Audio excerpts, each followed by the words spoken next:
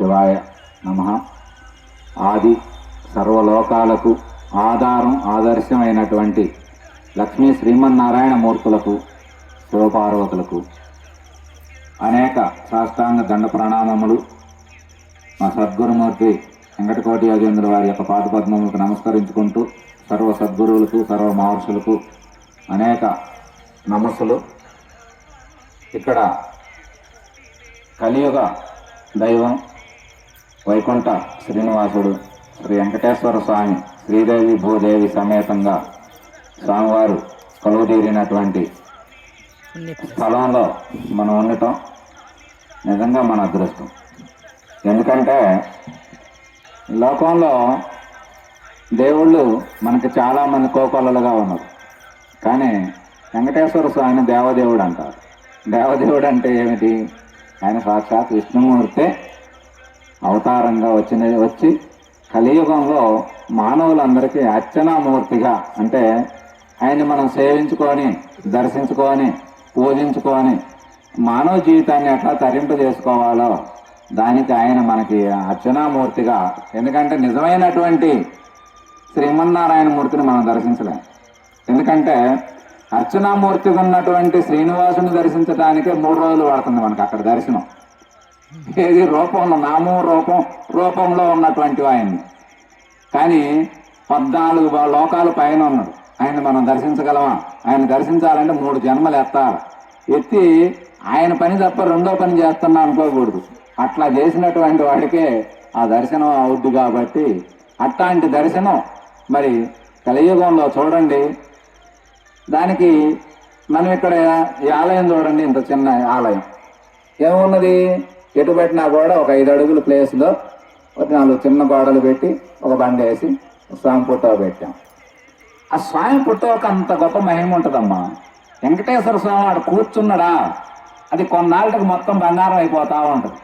ఆ విచిత్రం ఎక్కడైనా చూసుకోండి. మన భారతదేశంలో ఉన్న దేవాలయాలన్నీ వెంకటేశ్వర స్వామి దేవాలయాలు ఎక్కడన్నా చూడండి. కొద్ది రోజుల్లో ఆ దేవాలయం తెలియకుండానే అక్కడ మొత్తం అనేక రకమైనటువంటి ఇత్తడి కావాల్సినటువంటి దాని సామాగ్రి, అమ్మవారికి బంగారాలు రకరకాలుగా మొత్తం సమకూరుతా ఉంటాయి. మరి ఆ మహిమ ఏమి మహిమ లేనిదే అదంతా సమకూరుతా ఉన్నదా చెప్పండి. ఆ స్వామి అక్కడ ఉంటే ఇది కొద్ది రోజుల్లో ఇంకొక దేదీపమానంగా ఇక్కడ ఈ ప్రాంతానికి ఇది వెలుగుంది. దీన్ని సంకల్పించిన వాళ్ళు, మీరు సహకరిస్తున్నటువంటి వాళ్ళందరూ కూడా గొప్ప స్థానాన్ని అలంకరించి చరిత్రలో మీ పేర్లు సువర్ణాక్షరాలతో లెక్కించబడతాయి. మీరు గొప్ప చాలా ఆదర్శవంతులుగా కూడా ఉండటానికి.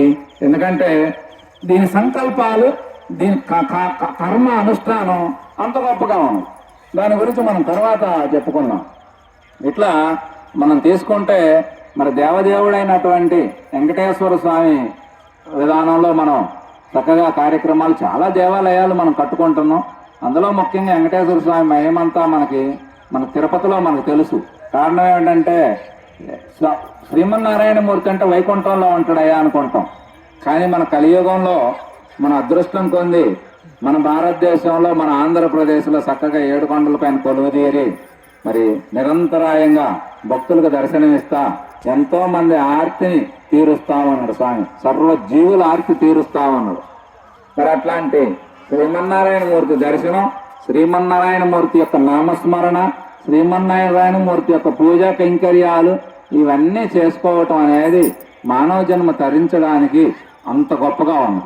ఎందుకంటే మనకి నువ్వేమో దానికి నాకేం పెద్దగా పాటలు అన్నమయ్యేలాగా నేను పాటలు పాడలేనయ్యా, లేకపోతే ఏదో నారద మహర్షిలాగా నేనేం బ్రహ్మ ఋషిని కాదయ్యా, ఇవన్నీ నాకేమి తెలియదుగా అనుకుంటే, అందుకని ఆయన ఏం చెప్పాడు, ఏమీ అనాల్సిన పనుల ఉదయం లేవగానే ఒక్కసారి హరి అను, నారాయణ అను, అలాగే మధ్యాహ్నం ఒక్కసారి హరి అను, సాయంత్రం ఒక్కసారి అను, 3 సార్లు అనలేవారు హరి అని. కానీ అలాంటి సదుపాయాలు మనకి కల్పించడం జరిగింది. ఎందుకంటే అందరికీ ఒకే పద్ధతి కాదు, మనకు ఒక్కొక్కరికి వారి స్థాయిలను బట్టి. ఎందుకంటే మనకి ధర్మం అనేది మనకు చాలా ప్రధానమైనది. అట్లాంటి ధర్మం ప్రకారం మనకి విద్యావంతులకు ఒక పద్ధతి ఉన్నది, ఏమీ తెలియని వాళ్ళకు ఒక పద్ధతి ఉన్నది, రైతుగా ఉన్నటువంటి వాళ్ళకు ఒక పద్ధతి ఉన్నది. ఇట్లా అనేక రకాలుగా జీవించే విధానంలో చక్కగా వారి వారి స్థాయిలకు తగ్గట్టు మన పూజా కైంకర్యాలు, మనకి నవవిధ భక్తి మార్గాల్ని మనకు ప్రవేశపెట్టారు. భక్తి మార్గాల్లో 9 రకాలుగా నువ్వు సేవ చేసుకొని తరించవచ్చు స్వామివారిని అని చెప్పి, శ్రవణము శ్రద్ధగా వినొచ్చు, ఇని అర్థం చేసుకొని తరించవచ్చు. కీర్తనము అంటే ఇప్పుడు అప్పుడు దాకా మనం పాడుకున్నటువంటి కీర్తనలు, స్వామి యొక్క సంకీర్తన కార్యక్రమం ఒంటరిగా కూర్చొని చేసుకోవచ్చు, సామూహికంగా చేసుకోవచ్చు, హాయిగా 10 మందిలో కలిసి పాడుకోవచ్చు. ఏమీ లేకపోతే కాసేపు ఒక చప్పట్లు కొట్టుకుంటావా ఆనందపడవచ్చు. నువ్వేం పాడాల్సిన పని కూడా లేదు, వస్తే పాడితే మంచిది. ఇంకా పాడటం కోసం నువ్వు సాధన చేసుకొని నేర్చుకొని పాడి నువ్వు ఆనందపడి 10 మందిని ఆనంద పెట్టడం ఇంకా మంచిది. అలాగే మరి ఏ పైసా ఖర్చు లేకుండా స్మరణము, నామస్మరణ అనేది మనకి కలియుగంలో గొప్పగా నామస్మరణ ఎప్పుడు నువ్వు ఏ పనైనా చేయండి. అందుకనే మన గురువుల ద్వారా మంత్రం తీసుకుంటాం. మంత్రం తీసుకుంటే గురువు మహతగా ఆయన ఇచ్చేది కూడా ఆ మంత్రమే. ఏది నీకు ఏ స్వామి నీకు ఇష్టమో దానికి సంబంధించినటువంటి నామాన్ని ఇస్తాడు. అంటే మనం శ్రీమన్నారాయణ మూర్తి ఇష్టం అనుకో, నారాయణ మంత్రం ఇస్తాడు. వెంకటేశ్వర స్వామి ఇష్టం అనుకో, వెంకటేశ్వర స్వామి మంత్రం ఇస్తాం. అట్లా గురువు గారు ఎవరు లేరండి మా గురువే దేవుడు అన్నాం అనుకో, గురు మంత్రం ఇస్తారు. ఇట్లా ఓం నమ శివాయ శివమంత్రం, అమ్మవారి భక్తులకు శ్రీమాత్రే నమః ఇట్లాంటి మంత్రం ఇస్తారు. ఆ మంత్రాన్ని నువ్వు నిరంతరాయంగా నీ మనసులో స్మరణ చేస్తా చేస్తా చేస్తా ఉంటే ఫస్ట్ ఎలా ఉంటుందంటే మనం ప్రయత్నం పూర్వకంగా చేయాలి. ఆ తర్వాత ఏమవుద్ది, ప్రయత్నం ద్వారా నువ్వు కొన్నాళ్ళు చేయగా ఆ తర్వాత నీ లోపల మొదలవుద్ది. లోపల మొదలై నీతో పని లేదు, నువ్వు ఏ పనిలోనైనా ఉండు, ఆ నామస్మరణ కొనసాగుతూనే ఉంటుంది. నమ శివాయ నారాయణ నారాయణ నారాయణ నారాయణ. నారద మహర్షిని చూస్తాం, నారాయణ 4 అక్షరాల మంత్రాలతో 3 లోకాలు తిరుగుతూ ఉంటాడు మహానుభావుడు. ఋషులలో బ్రహ్మరు, ఆయన దేవ ఋషి. మనకు 5 రకాల ఋషత్వం ఉంటుంది, అందులో ఈయన టాప్ 5వ రకం.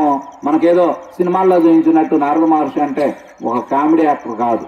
ఋషులలో మనకు ఋషి, మరి మహర్షి, రాజ ఋషి, బ్రహ్మ ఋషి, దేవ ఋషి. ఆయన దేవ ఋషుల్లో దేవుడు అనమాట.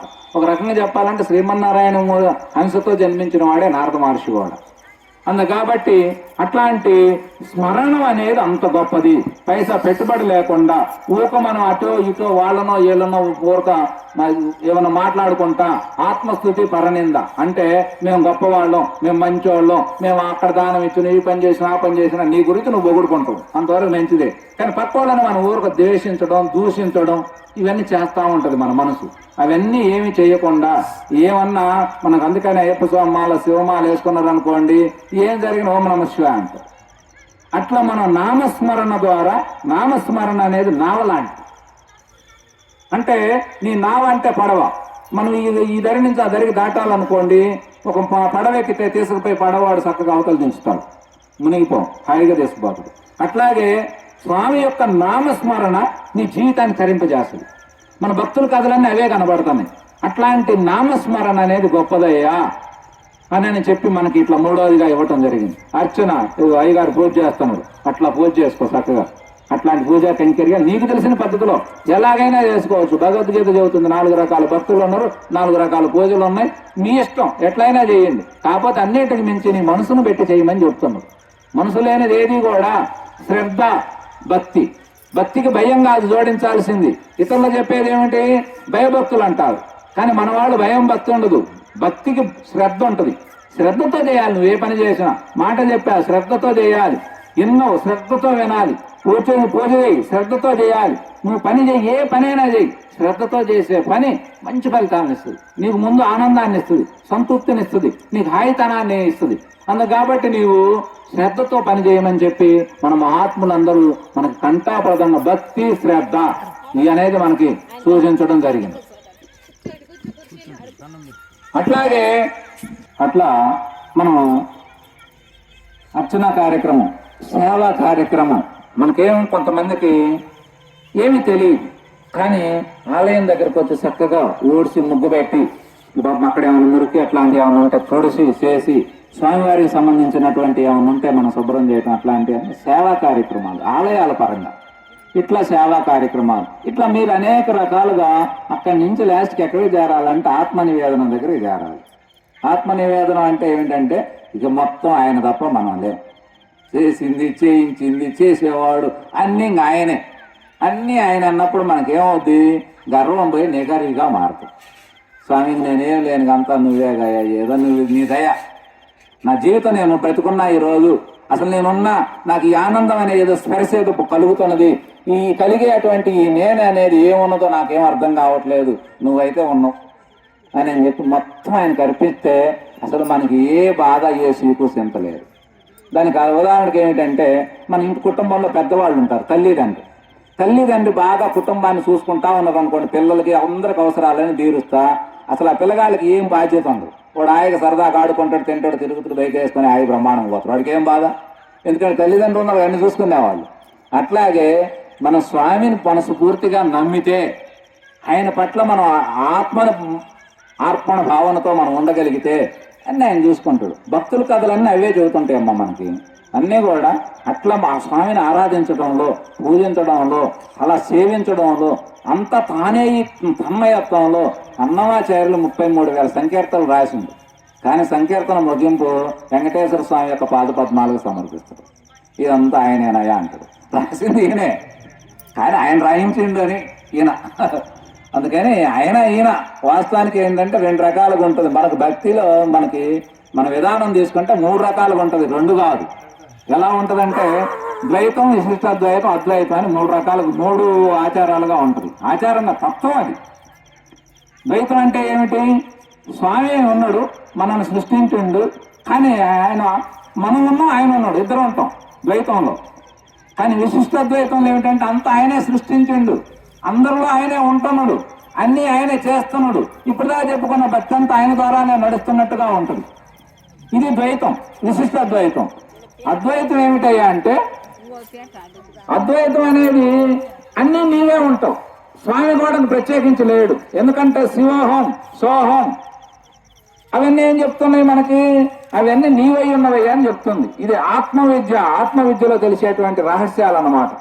కాబట్టి ఆ విధానంలో మనకి ద్వైతం, విశిష్టాద్వైతం, అద్వైతం అనేది మన యొక్క తత్వం.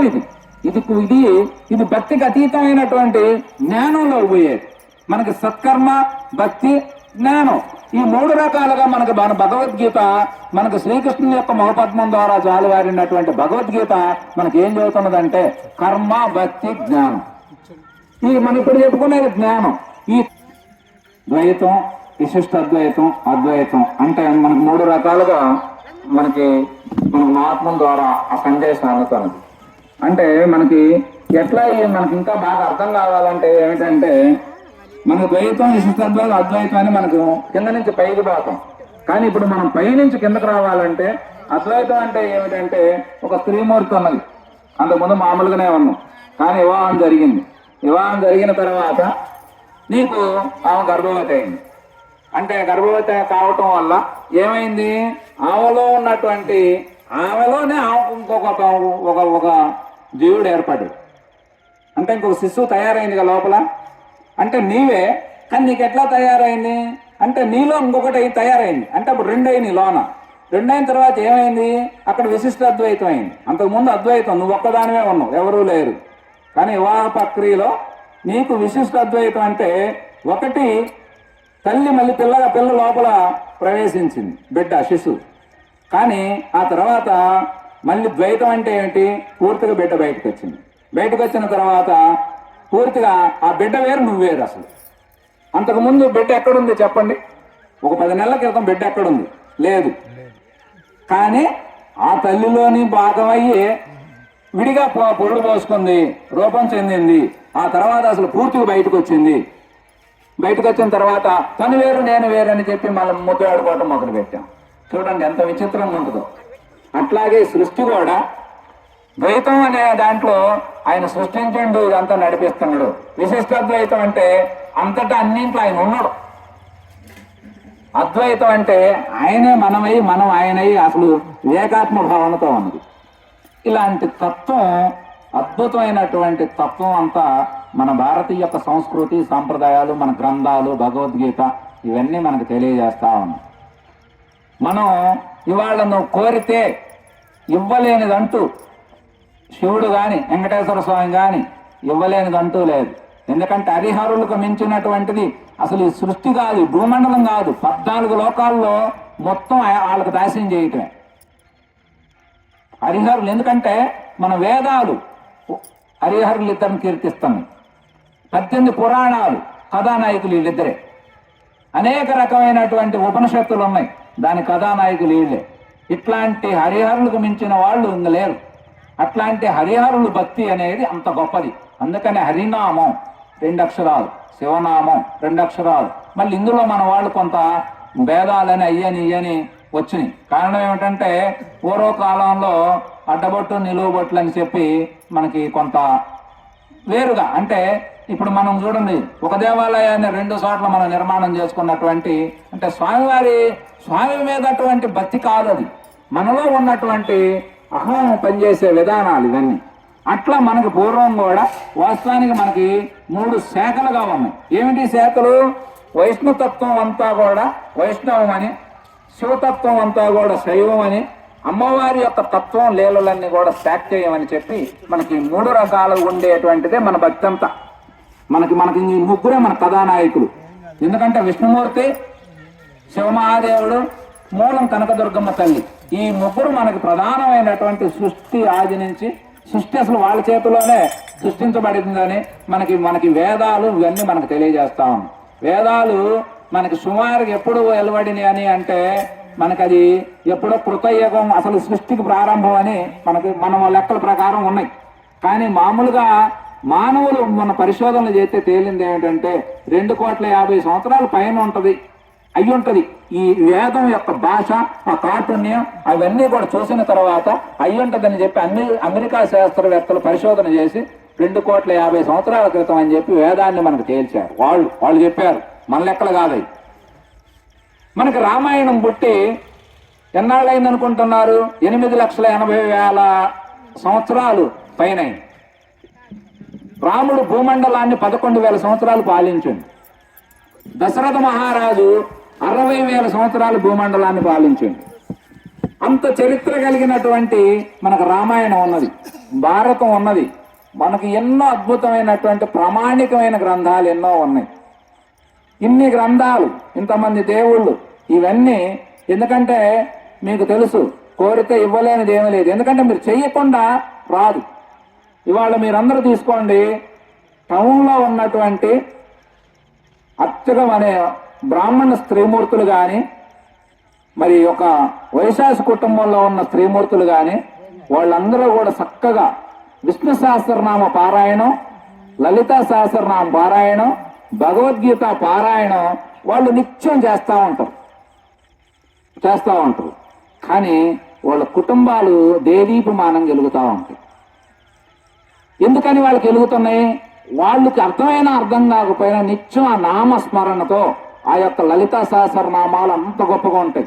విష్ణు సహస్రనామం అయ్యి అంత ప్రమాణం మనకి. శివ సహస్రనామాలు, భగవద్గీత శ్లోకాలు, ఇవి వాళ్ళు చేయటం వల్ల వాళ్ళు అందరూ కూడా బ్రహ్మాండంగా ఉన్నారు. మరి మనం ఎందుకు ఉండట్లేదంటే మనం చెయ్యం. వాళ్ళకేం హక్కు వాళ్ళ సొంతం అంటే కాదు. వాళ్ళు దాని మీద ధ్యాస పెట్టి దాని మీద పట్టుదలగా చేసుకొని దానికి సమయం కేటాయించి వాళ్ళు చేస్తున్నారు. మరి ఏం వాళ్ళకి కుదిరిద్ది, మనకు కుదరదు అంటే అందుకే మనకేం చెప్పారంటే నువ్వు వాళ్ళు చేసినంత చేయాల్సిన పని లేదు. మన భారతీయ సంస్కృతి అంత గొప్పగా ఉంటుంది. నారద మహర్షి మాకు ఈ విష్ణు సహస్రనామాలు ఇవన్నీ ఇలా ఉన్నాయి. ఇలా ఉంటే మనకి ఇంతసేపు నడుస్తున్నది కదా, మనకి ఏ కోరికలు కోరుకుని అన్నీ తీరుతున్నాయి కదా. కానీ మన భక్తి ఇలా ఇంత కొనసాగుతా, ఇంత గొప్ప తత్వం ప్రపంచం అంతా మన వైపు చూస్తుంటే ఈరోజు విపరీతంగా మత మార్పులు జరుగుతున్నాయి. మీ అందరికీ తెలుసు, ప్రతి గ్రామాల్లో చిన్న గ్రామాల్లో 4-5 చర్చీలు ఉంటున్నాయి. కారణం ఏమిటంటే విపరీతమైనటువంటి బోధ నడుస్తుంది వాళ్ళకి. మనం ఏం చేస్తాం, కోట్ల రూపాయలు పెట్టి గుళ్ళు కడతాం. కనీసం ఆ పండుగలప్పుడు తప్ప మధ్యలో మళ్ళీ కనపడం. ఏదో అర్చక సంవత్సరుడు ఖర్చు ఏదో నైవేద్య కార్యక్రమాలు పెట్టుకుంటాడు, ఆయన ఏదో దీపం వెలిగించుకుంటూ వెళ్ళిపోతాడు. అర్చక స్వాములకు కూడా స్థల పురాణం కానీ స్వామి యొక్క మహిమ కానీ పూర్తిగా వాళ్ళకి చాలా మందికి తెలియదు. తెలిసినా వాళ్ళు పెద్దగా దాని గురించి చెప్పరు. అప్పుడు మనం కోట్ల రూపాయలు గుడి కడతాం, ఆడ పెడతాం, వెళ్ళిపోతాం. కానీ వాళ్ళు 4 రేకులు వేస్తాడు, మైకి తీసుకుంటాడు, రోజు చెప్పిందే చెబుతా ఉంటాడు. ఆ భాష మంది కాదు, ఆ ప్రాస మంది కాదు, అసలు మనకు సంబంధమే లేదు. పోనీ ఒక్క చరిత్ర తీసుకుంటే ఎన్నాళ్ళైంది? 2000 సంవత్సరాలైంది. 2000 సంవత్సరాలంటే ఏముంది చెప్పండి. కానీ మన చరిత్ర ఎక్కడున్నది? ప్రపంచం అంతా ఆధ్యాత్మిక విధానంలో దైవాన్ని కనుక్కోవాలంటే భారతదేశంలోనే పుట్టాలి, ఈ హైందవ సంస్కృతిలోనే పుట్టాలి. పుడితేనే నీకు దైవం అర్థమైంది. దైవాన్ని నువ్వు తెలుసుకోగలవు, దైవాన్ని నువ్వు గుర్తించగలవు, దైవంగా నువ్వు మారగలవు. కారణం ఏమిటంటే ఏది నువ్వు చూస్తా ఉంటే అది నువ్వుగా మారతావు. బ్రహ్మవిత్ బ్రహ్మవేవ భవతి అంటే నిత్యం బ్రహ్మాన్ని తలిసినటువంటి వాడు. బ్రహ్మం అంటే భగవంతుడే. భగవంతుడిని నువ్వు నిత్యం తలుస్తూ ఉంటే కొన్నాళ్ళకి నువ్వు భగవంతుడు అయిపోతావు. ఇప్పుడు ఈ ఆలయం రేపొద్దు నాకు కట్టిద్ది. కొన్నాళ్ళ తర్వాత శరీర ధర్మం ప్రకారం శరీరం ఏదో ఒక రోజు వదిలిపెడతాం. కానీ ఆమె పోయిన తర్వాత భక్తులందరూ ఆమెకు మళ్ళీ ఒక విగ్రహం పెడతాం. స్వామికి ఆ విగ్రహానికి తేడా లేదు, ఆమెను మొక్కే వాళ్ళు కూడా మొక్కుతూనే ఉంటారు. ఈ లోకంలో మన భారతదేశంలో మరి ప్రపంచంలో అందరూ చెప్పేది ఏమిటి? దేవుడు ఒక్కడే. కానీ లాస్ట్గా తీసుకుపోయి మా దేవుడే అని చెప్తాం. అంటే దేవుడు ఒక్కడంటే అర్థం ఏమిటంటే దేవుడు ఒక్కడు కాదు, దేవుళ్ళు అనేకం, దైవం ఒకటే. దేవుడికి దైవానికి తేడా ఏమిటి? ఎందుకంటే ఒకటి చూడండి, వెంకటరామ అంటే ఏం బలికిద్ది, సుబ్బమ్మ అంటే ఆమె బలికిద్ది, లక్ష్మమ్మ అంటే ఆమె బలికిద్ది. 3 పేర్లు ఒకటి కాదు. దేవుడు వేరు, దైవం వేరు. దైవానికి ప్రతినిధులే దేవుళ్ళు. ఇప్పుడు మనకు రాముడు, కృష్ణుడు, బుద్ధుడు, ఇంకా అనేక రకమైనటువంటి మహాత్ములు, ఋషులు, వీళ్ళందరినీ తీసుకోండి. వాళ్ళందరూ కూడా తల్లి తండ్రి కలయిక ద్వారా జన్మించినటువంటి వాళ్ళే. ఉన్నతమైనటువంటి ఆలోచనలతో, ఉన్నతమైనటువంటి ఆశయాలతో మానవుడుగా, మానవోన్నతుడుగా, మహాత్ముడుగా పరమాత్మ స్థానాన్ని అలంకరించారు. వాళ్ళు జీవించే విధానం అంత గొప్పగా ఉన్నది. అందుకే వాళ్ళు దేవుళ్ళు అయ్యారు. అలా వచ్చినటువంటి వాళ్ళే ఈ క్రీస్తు అయినా, మహమ్మద్ అయినా, బుద్ధుడైనా వీళ్ళందరూ. అందుకే మనకు దేవుళ్ళు ఎక్కువగా ఉండటానికి కారణం ఏమిటి అనేది ఇప్పుడు ముఖ్యంగా మనం తెలుసుకోవాల్సింది. మరి దేవుళ్ళు ఇంతమంది దేవుళ్ళు ఉన్నారా? అసలు ఉన్నది ఒక దేవుడు అనేది అర్థం కావాలిగా. ఇంతమంది దేవుళ్ళు ఎందుకు ఉన్నారంటే ఎవరైతే మంచి పని చేస్తారో వాళ్ళు దేవుళ్ళు అవుతారు. మొట్టమొదట ఏమవుతామంటే సాధనలో ఉత్తీర్ణత మొట్టమొదట అయ్యేది ఏంటంటే భక్తుడు అవుతుంది. భక్తుడైన తర్వాత కొన్నాళ్ళు భక్తి చేయగా భక్తి ఎంత చేసినా దేవుడు అంటున్నాం, అసలు ఈ సృష్టి అంటున్నాం, ఈ నేను అంటున్నా, ఈ నేనెవరు, భగవంతుడు ఎవరు, ఈ రూపాలు ఏమిటి, మరి భగవంతుడు ఒకడైతే మరి ఇన్ని రూపాలు ఏమిటి, ఇవన్నీ మొదలవుతుంది. మొదలైన తర్వాత ఒక గురువుని ఆశ్రయించిన తర్వాత శిష్యుడు అవుతుంది. శిష్యుడైన తర్వాత కొన్నాళ్ళు సాధన చేయగా ఏమవుతుందంటే శిష్యుడు గురువు అవుతాడు. గురువు ఏమవుతాడు? దేవుడు అవుతాడు. గురువే బ్రహ్మ, గురువే విష్ణు, గురువే మహేశ్వరుడు. అంటే 3 తత్వాలను తెలుసుకున్నాడు. సృష్టి తత్వం, సృష్టిని ఎట్లా నడుస్తుంది, మళ్ళీ తిరిగి ఎట్లా లయం అవుతున్నది, అంటే ఈ జీవులన్నీ ఎట్లా పుడుతున్నాయి, ఈ చరాచర జగత్తంతా ఎట్లా సృష్టి ఉత్పత్తి అవుతున్నది, ఎట్లా నడుస్తున్నది, తిరిగి మళ్ళీ ఎలా లయం అవుతున్నది, ఈ తత్వం 3టిని అర్థం చేసుకున్నవాడు గురువు. ఆ గురువు కొన్నాళ్ళు చేయగా కొన్ని సంవత్సరాలు గడిచే కొంది ఆ గురువులే దేవుళ్ళు. ఇప్పుడు మన కృష్ణుడు ఎవరు? చక్కగా మన భాగవతం తీసుకున్నాం అనుకోండి, ఆయన మనలాగే జన్మించిండు, మనలాగే ఎన్నో కార్యక్రమాలు, అద్భుతాలన్నీ సృష్టించిండు, అన్నీ చేసిండు. కానీ మనం దేవుడు అంటాం. ఎట్లా దేవుడు అవుతాడు అంటే ఆయన చేసిన పనులే దేవుడు. ఇప్పుడు మీ అందరికీ ఏదైనా ఆపదలో ఉన్నాం అనుకోండి, ఎవరన్నా వచ్చి సాయం చేస్తే మనం ఏమంటాం? అయ్యా దేవుళ్ళలాగా వచ్చి సాయం చేసిండు అయ్యా అంటాం. అవునా? అంటే అర్థం ఏమిటి? మంచికి గుర్తే దేవుడు, ధర్మానికి గుర్తే దేవుడు, సత్య మార్గానికి గుర్తే దేవుడు, జ్ఞాన స్వరూపమే దేవుడు.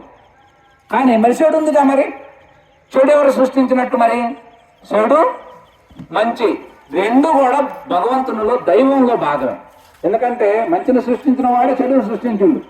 జ్ఞానం పూర్ణంగా పెరిగితే అసలు చెడు లేదు, ఉన్నది మంచే. ఎందుకంటే ఈ సుఖము, దుఃఖము, బాధ, సంతోషం ఇవన్నీ కలిపితేనే ఆనందం. అందుకే ఆయన ఏమంటారు? వెంకటేశ్వర స్వామి సచ్చిదానందమూర్తి. కృష్ణుడిని, రాముడిని అనేది సచ్చిదానందం అంటే ఏంటి? వాళ్ళు ఎప్పుడూ కూడా ఈ ద్వంద్వానికి అతీతంగా ఆలోచించే వాళ్ళు, ద్వంద్వానికి అతీతంగా ఉన్న వాళ్ళకి సృష్టి అంతా సామాన్యంగా నాలాంటి వాడికి ఈ సృష్టి అంతా ఆనందమయం అనిపిస్తుంది. కాబట్టి అట్లాంటి ఆనందం అనేది అలా ఆ స్థాయికి ఎదిగితే అది అంతా దైవంగా మారిద్ది. అందుకని దేవుడు ఇప్పుడు ఒక్కడా, ఇద్దరా? మరి ఏ దేవుడు అని చెప్పాలి చెప్పండి? పైగా ఈ దేవుళ్ళందరూ పుట్టి పెరిగి చనిపోయిన వాళ్ళు. మన కథలన్నీ తీసుకోండి, ఏ మహాత్ములైనా తీసుకోండి, అందరూ చనిపోయిన వాళ్ళు. మరి వెంకటేశ్వర స్వామి ప్రత్యేకత ఏమిటి అంటే వెంకటేశ్వర స్వామికి రాముడు, కృష్ణుడు అనుష్ఠానమూర్తులు. అంటే ఎట్లా జీవించాలి, ఇప్పుడు రాముడు తత్వం అంతా ఉంటది. భార్యాభర్తల బంధం ఎలా ఉండాలో రాముడు చూస్తే తెలిసింది. అలా ఉండాలి రా. ఇట్లాంటి భర్త ఉంటే బాగుండు అనుకుంటుంది ఒక స్త్రీమూర్తి. అందుకే మనం పెళ్లి కాగానే, నిజానికి సీతారాములు కలిసి ఉన్న కాలం తక్కువ అయినా వాళ్ళు పాపం అనేక ఇబ్బందులు పడ్డారు. అయినా మన పెద్దలు ఎవరన్నా వస్తే పుణ్యమూర్తులు సీతారాముల్లాగా ఉండండి అని ఆశీర్వదిస్తారు. అంటే వాళ్ళు మానసికంగా ఎడబాటు లేదు, ఎప్పుడు అడుగు అడుగు వదిలిపెట్టింది లేదు, చేతి చెయ్యి వదిలిపెట్టింది లేదు. ఎన్ని కష్టాలను రాని వాటన్నింటిని ఎట్లా అధిగమించాలో ఎట్లా చేయాలో వాళ్ళు చేయగలరు. అంత అన్యోన్యమైనటువంటి దాంపత్యం అట్లా ఉండాలి. అన్నాదమ్ములంటే ఇలా ఉండాలి. ఒక బెత్తడి చోటు కోసం, ఒక చెంటు చేలో పొలం కోసం కొట్టుకుంటుండ్రు, చంపుకుంటుండ్రు, స్టేషన్లకు పోతుండ్రు, కోర్టులకు పోతుండ్రు. ఇవన్నీ బేభత్సంగా ఉన్నాయి. అందుకని అన్నాదమ్ములు ఎలా ఉండాలో రామాయణం చెబుతుంది మనకు. తల్లి కొడుకులు ఎలా ఉండాలి, తండ్రి కొడుకులు ఎలా ఉండాలి, ప్రతి పాత్ర ఎంత అద్భుతంగా రామాయణం అనేది మానవుని యొక్క జీవన విధానం అంతా అసలు ఎలా ఉండాలో అది ఒక ఫోటోలో మనకు కనపడుతుంటుంది. అందుకే 4 ఇళ్ళు కట్టినా ఒక రామాలయం ఊళ్ళో పెడతాం. ముందు రామ మందిరం పెడతాం అంతే. 4 ఇళ్ళు కట్టినా రాముని యొక్క గుడి కట్టి, తర్వాత రాముని యొక్క పటం ఇంట్లో పెట్టి, ఇంట్లో ఒక వ్యక్తికి ఒక పేరు పెట్టి మనం బ్రహ్మాండంగా, ఎందుకంటే రామతత్వం అనేది అంత మానవుని జీవన విధానం అంత గొప్పగా ఉండటం కోసమే మనం రామాయణం పెట్టుకునేది. మరి ఇదంతా జీవిద్దాం. కానీ మరి ఈ జీవితం యొక్క లక్ష్యం ఏమిటి అసలు? ఈ జీవితాన్ని తరించడం ఎట్లా? అందుకే మనకు కృష్ణతత్వం అనేది మనకు అవసరం. కృష్ణతత్వం ఏమిటంటే అది పూర్ణమైనటువంటి జ్ఞాన స్వరూపం. కృష్ణుడు అంటే పూర్ణమైనటువంటి జ్ఞానావతారం. అందుకే కృష్ణుడిని ఏమంటాం అంటే కృష్ణ పరమాత్మ అంటాం. రాముడిని కూడా పరంబ్రహ్మం అంటాం. ఎందుకంటే రామచంద్ర పరబ్రహ్మణే నమః అంటే రాముడు ధర్మం, చంద్రుడు అంటే చల్లనివాడు, ఎప్పుడు మంచికి సింబల్గా ఉండేవాడు, ఎప్పుడు లోకానికి సంతోషాన్ని కలిగించేవాడు. పరబ్రహ్మం అంటే ఏది ఆ దైవం అయి ఉన్నదో ఆ దైవం పేరే పరబ్రహ్మం. కాబట్టి ఈ తత్వం ఇట్లా అంచెలంచెలకు చేరి అక్కడ చేరింది. కృష్ణ పరమాత్మ అంటే కృష్ణుడు విష్ణు తత్వంలో నుంచి వచ్చింది కాబట్టి విష్ణువు మళ్ళీ పరమాత్మ. పరమాత్మ అనే పదాలు ఏమిటంటే అమ్మా, మనకు దేవుడు అనే పదానికి నామము, రూపము, గుణం ఉన్నది. దైవము అనే దానికి దైవము కొన్ని పేర్లు చెప్తా ఓపెన్ గుర్తులకి. దైవము, పరం బ్రహ్మ, పరమాత్మ, ఆది పరాశక్తి, దేవదేవుడు. ఈ పదాలకి రూపం ఉండదు, ఎందుకంటే ఇవి నిర్గుణమైనటువంటి పదాలు. సాకార రూపంలో ఉన్నటువంటి దేవుళ్ళకి రూపాలు ఉన్నాయి, నిరాకార రూపంలో ఉన్నటువంటి దానికి రూపం లేదు, గుణం లేదు, దానికి ఏమి రుచి లేదు, వాసన లేదు. అది శూన్యం అయి ఉన్నది, అంతటా ఉన్నది, అందరిలో ఉన్నది, అన్నీ తానై ఉన్నది, తను ఏమి కాకుండా ఉన్నది. దాన్ని దర్శించాలి. ఇప్పుడు మనం చేయాల్సిన పని ఏంటంటే అది చేయాల్సింది. అది మన తత్వం, మనకు భారతీయ తత్వం అంతా అది నేర్పుతున్నది. అంతే తప్ప ఎల్లమ్మ అట్లా 10 రూపాయలు సందా ఇచ్చింది, పొల్లయ్య 10 రూపాయలు చెప్పాలి చెప్తా ఉంటారు పాస్టర్లు అవన్నీ. అది ఆ బోధ కాదు మన బోధ. మన తత్వం అనేది అంత గొప్పగా ఉంటుంది. మనకి ఇంత తత్వం ఇంత గొప్పగా కృష్ణతత్వం అంతా. అందుకే రాముడు కృష్ణుడు అనుష్ఠానమూర్తులు. కానీ వెంకటేశ్వర స్వామి మన చరిత్ర ఏమిటంటే సాక్షాత్ వైకుంఠం నుంచే స్వామి మానవులను కరుణించడం కోసమే వచ్చినటువంటి ఒక అర్చనామూర్తి. అంటే ఆయనకి చరిత్రగా అది మనకు పెద్ద కనపడదు. ఆయన ఓన్లీ అనుగ్రహమూర్తి అంతే. నీకేం కావాలో కోరుకోరు అబ్బాయి అంటాడు. మళ్ళీ విచిత్రం ఏందో ఎంత గొప్పకుంటుందో తెలుసా, అంత కరుణామయుడు. ఏడ కూర్చుంటే భక్తులకు పాపం బాధపడుతున్నారు అని ఎప్పుడు నిలబడి రెడీగా ఉంటాడు. అట్లాంటి దేవదేవుడిని నిజంగా ఎంత గొప్పవాడు అనుకోవాలా. అందుకని వెంకటేశ్వర స్వామి యొక్క రూపం మోహన స్వరూపుడు. ఒక్కసారి నువ్వు చూసినావు అనుకో మళ్ళీ రెండోసారి చూడకుండా ఉండలేవు. అసలు చూడడానికి ఇబ్బంది లేదు. ఒక్కసారి నువ్వు పోయి స్వామిని చూసినవా, చూసి బయటికి రాగానే అయ్యో స్వామిని మళ్ళీ చూడాలనిపిస్తుంది. అంత మోహన స్వరూపుడు అన్నమాట, అంత గొప్ప దైవ స్వరూపం అది. అట్లాంటి స్వామి, అందుకే మనకి వెంకటేశ్వర స్వామి అంత మహిమ. ఎందుకంటే సాక్షాత్ అది విష్ణు స్వరూపం. విష్ణు అంటే ఎవరు? 2 రకాలుగా ఉంటాడు విష్ణు. సాకారంలో విష్ణు ఉన్నాడు, నిరాకారంలో ఉంటాడు. సాకారంలో అంటే ఇదిగో రాము శంకు చక్రాలు గదా పద్మం తీసుకొని 4 చేతులతో బ్రహ్మాండంగా ఉండే ఆయన విష్ణువే. కానీ నిరాకారంలో చూడండి గొప్ప విషయం, హరి ఓం అంటాం. అంటే అర్థం ఏమిటి? ఎంత తత్వం బాగా అర్థం చేసుకోవాలి. మనం ఏ దేవుళ్ళ పేర్లు కూడా ఓం చెప్పిన తర్వాతే మిగతా పేరు చెబుతాం, అవునా? కానీ హరి ఓం అంటాం. అంటే అర్థం ఏమిటి? ఓంకారంకు ముందే హరి ఉన్నాడు. హరి అనేది నిరాకారంగా ఉన్నది, ఓంకారంలో నుంచి మళ్ళీ సాకారంగా మారింది. మనకు మన శాస్త్రాలన్నీ మనకి ఏం చెబుతున్నాయి? మనం ఎందుకు ఓం అనేది ఏమిటి? ఓం అంటే ఈ సృష్టి యొక్క ప్రారంభం మనకి ఓంతో ప్రారంభమైందని. అందుకే మనం ప్రతిదాన్ని ఓం అంటాం. ఓంతోనే మనం మొదలు పెడతాం. అంటే సృష్టి అనేది అసలు అంతకుముందు శూన్యం, ఏమీ లేదు. కానీ అందులో నుంచి ఒక శబ్దం ఉత్పత్తి అయింది. ఏంటి? ఓం అనే శబ్దం ఉత్పత్తి అయింది. అలా ఉత్పత్తి అయినటువంటి శబ్దంలో నుంచి మనకి విష్ణుమూర్తి అవతరించండి మన గ్రంథాల ప్రకారం. అందులో నుంచి నాభిలో నుంచి బ్రహ్మ, మనకి ఎడంపాశంలో నుంచి శివుడు ఉద్భవించి మనకి భుజాల్లో నుంచి అమ్మవార్లు వీళ్ళంతా వచ్చి ఆ తర్వాత సృష్టి సంకల్పం చేసి సర్వజీవుల్ని చరాచర జగత్తంతా కూడా సృష్టి బ్రహ్మమోత వెలువడింది, సంకల్పం చేత వెలువడింది. అలా వెలువడినటువంటి ఈ యొక్క సృష్టి ఇదంతా జరిగింది. ఇదంతా ఇంత గొప్పగా సృష్టి రహస్యాలను చెప్పేటువంటి మన పురాణాలు. పురాణం అంటే ఏమిటి? పురాతనమైనది అంటే అది ఎప్పటిదో చెప్పలేం, అంత శాశ్వతమైనటువంటిది. సనాతనం అంటే శాశ్వతమైనది. సనాతన ధర్మం అంటే అర్థం ఏమిటంటే ఎప్పుడూ యోగ్యమైనది, అందరినీ ఆనందింపజేయగలిగింది, అందరినీ బాధ పెట్టకుండా ఉండేది, ఎప్పుడు నీకు సత్య మార్గంలో నడిపించేది, ఎప్పుడూ ధర్మంగా జీవింపజేసేది, నీవు నీ జన్మని సార్థకం చేయగలిగేది సనాతన ధర్మం. అంటే ఏ సీమకు కూడా దాని హాని లేకుండా చేయగలిగేటువంటి విధానం. సరే, దాన్ని ఎంతవరకు ఆచరిస్తున్నాం, ఎంతవరకు తెలుసుకుంటున్నాం అనేది మనం ఇట్లా ఉంటే ఆ యొక్క తత్వం అనేది మనకు అంత గొప్పగా మన గ్రంథాలన్నీ మనకు తెలియజేస్తా ఉన్నాం. మనం ఇంత గొప్ప తత్వం ఉన్నా మనం చేసేటువంటి భక్తి చేస్తున్నాం. ఈరోజు అనేక రకాలుగా మరి కొంతమందికి మరి ఇవన్నీ ఏం పొద్దు చెప్పినవన్నీ మేము చేయలేము కదా, మరి ఇంత చేయలేకపోం మేము. ఇప్పుడు వాళ్ళు వయసాసులు చక్కగా చదువుకొని అమ్మవారి యొక్క అనుగ్రహం చేత బంగారం వాళ్ళు బాగా ఉన్నోళ్ళు అవుతున్నారు, మరి మనం కూడా కాలేంగా అంటే దానికి ఒక సందర్భంలో విష్ణుమూర్తి చెప్పిన మాటే. ఎందుకంటే నారద మహర్షికి ఒక సందేహం వచ్చింది ఒక సందర్భంలో. ఎంత గొప్పవాడికైనా గర్వం వస్తుంది అనే దానికి నిదర్శనమే. అందులో ఏం చెప్పిన జరిగింది, ఆయన ఒకసారి శ్రీమన్నారాయణ మూర్తి దగ్గరికి వైకుంఠం చేరి అక్కడ చెప్పినది ఏమిటంటే, స్వామి, ఈ లోకంలో నాకంటే బాగా నారాయణ మంత్రం చేపించేవాళ్ళు ఇంకెవరన్నా ఉన్నారని ఆయన్ని అడిగిన పోయి. నేను బాగా చేపిస్తున్నా కదా, ఇక నాకంటే చేపించేవాళ్ళు ఎవరున్నారు అని అంటే ఆయన చెప్పే మాట ఏంటంటే, ఉన్నారాయా, పలాని తాళ్ళూరులో మా నాగేశ్వరరావు గారు ఒక ఆయన ఉన్నాడు, పోయిరాపాను ఆ తాళ్ళపల్లిలో. అంటే అబ్బా, ఈ తాళ్ళపల్లిలో అంత గొప్ప గురువు గారు ఎవరు అబ్బా అని చెప్పి ఆయన పాపం నారద మహర్షి వచ్చాడు. వచ్చి చూస్తే ఈయనేం చేస్తున్నాడు, అరక దున్నుకుంటాడు. అరక దున్నుకునేటప్పుడు ఏం చేసిండు, మధ్యాహ్నం ఒక్కసారి అరకిడిసి చెట్టు కింద కూర్చొని తలగొడ్డ తీసాడు పెట్టి కాస్త అన్నం తిందా అని చేతులు కడుక్కొని కాస్త అన్నం తినేటప్పుడు నారాయణ అన్నాడు. అంతే, ఇంకేమన్నా. ఉదయం అరగట్టుకొని పోయేటప్పుడు ఒకసారి నారాయణ అన్నాడు. సాయంత్రం ఇంటికి వచ్చి మొత్తం అరకిడిసి అయిపోయి కాస్త అన్నం తిని పడుకొని నారాయణ అన్నాడు. అంతే, ఇంకేమన్నా. అన్న తర్వాతే ఇదేంది ఆయన వచ్చిండు, ఇదేందా నేను రోజుకి 1,00,000 సార్లు నారాయణ నారాయణ నారాయణ అంటే ఆయన అన్నది 3 సార్లేగా నారాయణ అని అన్నాడు. అంటే అవునా శ్రీమన్నారాయ నారద మహర్షి, ఇదిగో కైలాసంలో పార్వతీదేవి ఏదో పాశం వండుకోవాలంటే ఇది పాలకొండకు దేశం అమ్మకిచ్చిరాపని చెప్పి ఒక పాల పెడతను ఎత్తిన పెట్టింది. ఈయన పెట్టగానే పెట్టినప్పుడు నారాయణ అన్నాడు. అంతే. ఇక మధ్యలో ఆయన చెప్పింది ఏంటంటే మళ్ళీ తొనకకుండా జాగ్రత్తగా దేశకు కింద పోకుండా అని చెప్పిండు. ఇక పాల పెడత మీదే ఉంది ఆయన దేశ అంతా. ఇక నారాయణ మంత్రం మర్చిపోయింది. వచ్చిండు కైలాసానికి, అమ్మకు పార్వతీదేవికి పాలు కొండిచ్చిండు, మళ్ళీ అక్కడికి పోయింది. మళ్ళీ దించినప్పుడు నారాయణ అన్నాడు, మళ్ళీ అక్కడ పోయి నారాయణ అన్నాడు. ఆయన 3 సార్లు.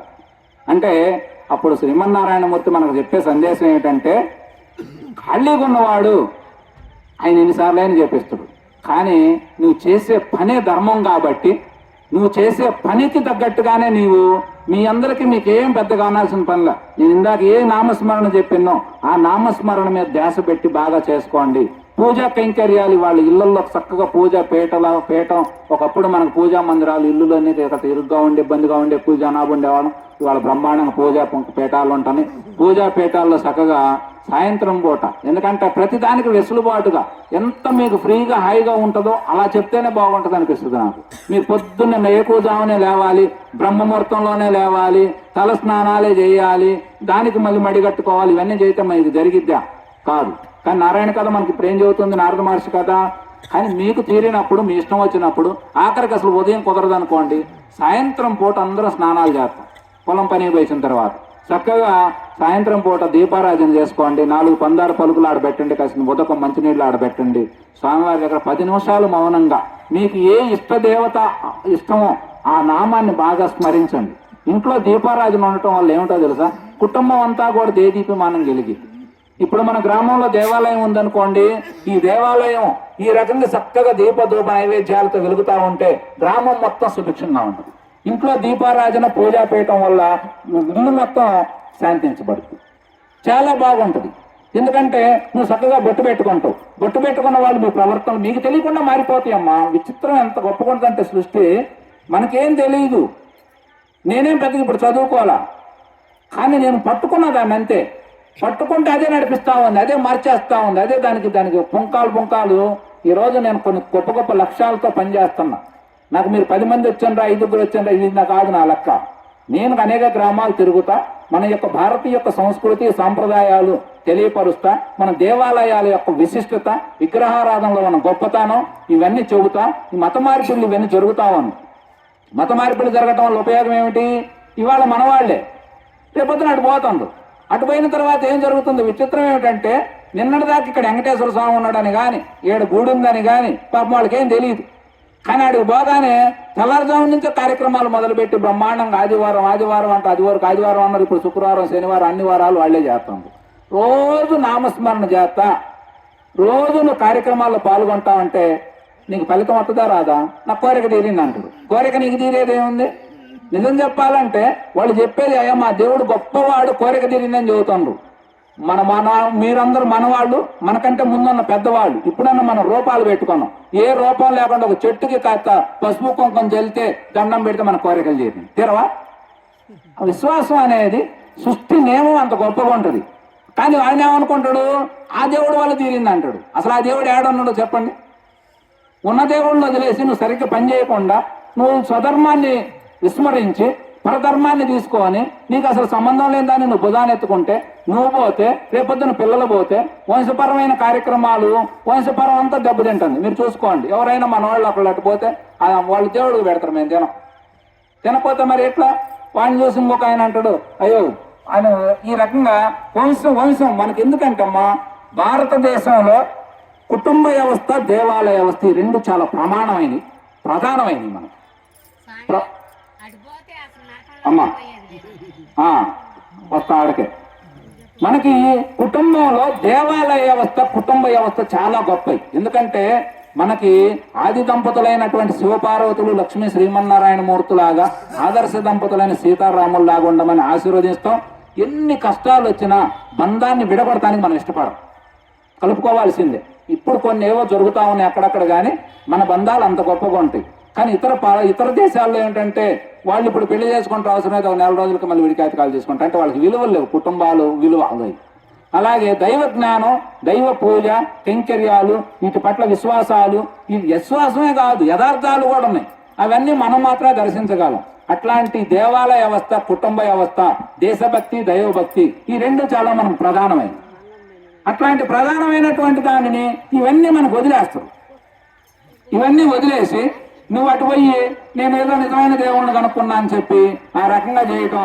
రెండోది ఏదో మేము స్వర్గానికి పోతాం, మీరందరూ నరకానికి పోతారు. అసలు స్వర్గ నరకాలు అనేవి ఏమిటంటే నీ హృదయ స్థానమే స్వర్గ నరకం. నువ్వు ఎప్పుడు దుఃఖంలో ఉన్నవా, బాధలో ఉన్నవా, ఈర్ష్య అసూయలో ఉన్నవా, నువ్వు ఎప్పుడు దుఃఖం, నీ మనసు ఎంత దుఃఖంలో ఉంటే నువ్వు నరకంలో ఉన్నట్టే లెక్క. నువ్వు బాగా సంతోషంగా ఉన్నవా, నువ్వు 10 మందిని సంతోష పెడతా ఉన్నవా, నువ్వు ఎప్పుడు కూడా స్వర్గంలో ఉన్నట్టే లెక్క.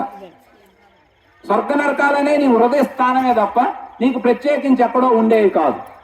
ఒకవేళ అలా ఉండాలంటే ఇందాక మనం చెప్పుకున్న తత్వం తెలుసుకుంటే గానీ అర్థం కాదు. వాళ్ళకి అసలు దేవుడికి దైవానికి తేడా తెలియదు, గురువుకి దేవుడికి తేడా తెలియదు, స్వర్గానికి నరకానికి తేడా తెలియదు. నీకు ఏమి సాధన చేసి నీకు దాని గురించి ఏం తెలిసిద్ది? అసలు ఈ పాస్టర్స్ అంతా చేసే పని ఏమిటో తెలుసు అమ్మా? ఏమీ లేదు. 10 మందిని పోగు చేసుకుంటే ఒక పాస్టర్ ఫస్ట్ వచ్చినప్పుడు మీ ఊర్లో వచ్చి చర్చి కట్టాడు అనుకో, సపోజు ఆయన ఏం చేస్తాడంటే ఒక రకంగా చేస్తే కాళ్ళకు చెప్పులు ఉండవు. కానీ 10 సంవత్సరాల్లో ఆయన కారు కొనుక్కొని తిరుగుతుంది. ఎక్కడి నుంచి వస్తుంది ఆదాయం? ఇవన్నీ తయారు చేస్తున్నారు వాళ్ళు. ఇవాళ చూడండి, అందుకే ఇప్పుడు మాకేమిటంటే మనం ఇంత దేవాలయ వ్యవస్థ ఇవన్నీ కట్టుకుంటాం. మనకి గురుతత్వం బోలెడు ఉన్నది. గురుతత్వం అంతా పనిచేస్తుంది ఎంతో కొంత, కానీ అందులో చాలా లోపాలు ఉన్నాయి. మన వాళ్ళు సక్రమంగా పనిచేయట్లా. ఎవరికో వాళ్ళు ఎదుటోడు బాగుండాలి, మన వ్యవస్థలు బాగుండాలని కాకుండా ఏదో అదొక సాంప్రదాయం తాగలాగా మూఢంగా అదొక విధానంలో పోతా వాళ్ళు కూడా ఏదో గురుదక్షిణలు వాళ్ళలాగా వీళ్ళు తయారయ్యారు. అందుకని అనేక రకమైన లోపాలు ఉన్నాయి. ఇవన్నీ మనం సరి చేసుకోలేదనుకోండి ఏం ఉపయోగం ఉండదు. రేపు పొద్దున రానున్న రోజుల్లో ఇట్టనే కొనసాగుతా ఇట్టనే మత మార్పులు జరుగుతూ ఉంటే మన వ్యవస్థలన్నీ దోషం అవుతాయి. అంటే దానికి ఆదరణ లేదు. ఇప్పుడు రేపు ఆ తల్లి కష్టపడి ఇదంతా ఎక్కడెక్కడో అడుక్కొచ్చి నా చెప్పులు పడి కడుతుంది. కొన్నాళ్ళకి మనం ఇక్కడ ఉన్న వాళ్ళందరం మన వల్ల కాక మనం తెలియకుండా తాపుకోవడం మారిపోతాం. ఈ వ్యవస్థల్ని మన చేతులతో మనమే ఆగం చేస్తాం, మన నోటితో మనమే ద్వేషిస్తాం. ఇవాళ ద్వేషించే వాళ్ళందరూ ఎవరు? నిజమైన దేవుని కనుక్కున్న మీరంతా రాళ్ళు రప్పలని చెప్పేది ఎవరు? మనోళ్లే కదా. వాళ్ళు ఒక 40 ఏళ్ల క్రితం 20 ఏళ్ల క్రితం మనోళ్లే కదా వాళ్ళందరూ. కానీ వాళ్ళు అటు పోవటం వల్ల వాళ్ళు ఏం చేస్తున్నారంటే అట్లా మేమేదో పెద్దగా సాధిస్తున్నాం, మేము నిజం కనుక్కున్నాం అని చెబుతాడు. ఏం కనుక్కున్నాం? మన ఈర్ష్యస్సు ఏమైనా పోయిందా? నీలో నిజమైనటువంటి ప్రేమతత్వం ఏమైనా అబ్బిందా? ఏమున్నది నీలో? అందుకని ఈ రకంగా బోధలన్నీ అబద్ధపు ప్రవచనాలు. అవన్నీ ఒక రకంగా చెప్పాలంటే ఉపద్రవమైనటువంటి ప్రవచనాలు, అబద్ధమైనటువంటి సాక్ష్యాలు. ఏమి చెబుతారు సాక్ష్యాలు మీరు ఏంటంటే మరీ ఉపద్రవంగా ఉంటాయి. మరి అంత ఉపద్రవంగా ఉంటే సాక్ష్యాలు ఉండవు.